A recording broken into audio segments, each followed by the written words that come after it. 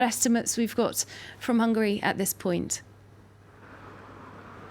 Yes, well, if nationalistic populist parties have been doing slightly less well than expected in some countries in Europe, it's not the case here in Hungary. According to the exit polls, a thumping victory for Viktor Orban and his Fidesz party, 56% according to one exit poll.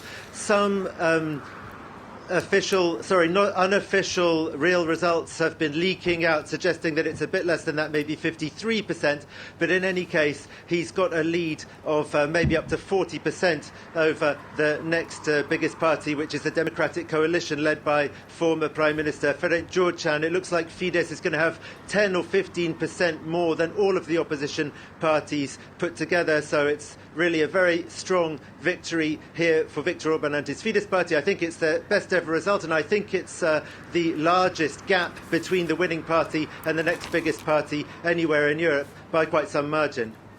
Certainly does look that way. Now, Gulliver, I know that you've been covering events there in Hungary for quite some time, and we know that migration has been one of the major issues that Viktor Orban has campaigned on nationally and in Europe.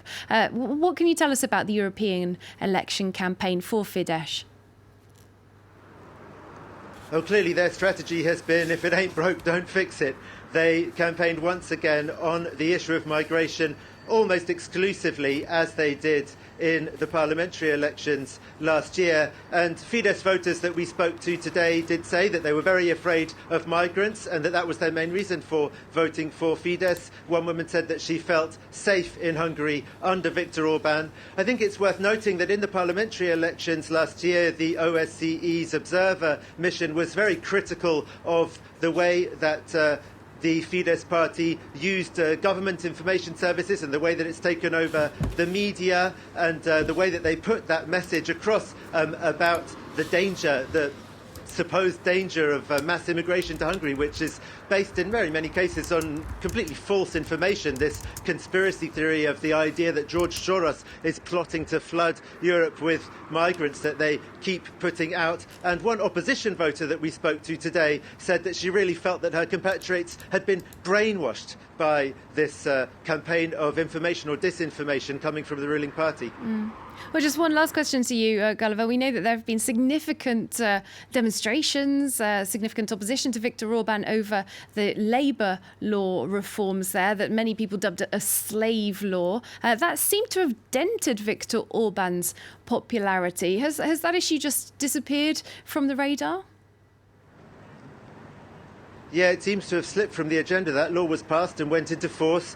People did protest against it, but it only made a bit of a dent in Fidesz's popularity, which bounced back. There is a policy that they've been pursuing which has been very popular aside from the anti-immigration rhetoric, and that is a natalist policy. One woman who we spoke to today said that she voted for Fidesz because as a result of the fact that she had 3 children, she was no longer going to have to pay back her student loans. There have been various other policies to try to encourage people to have more children, and I think a lot of people do appreciate that.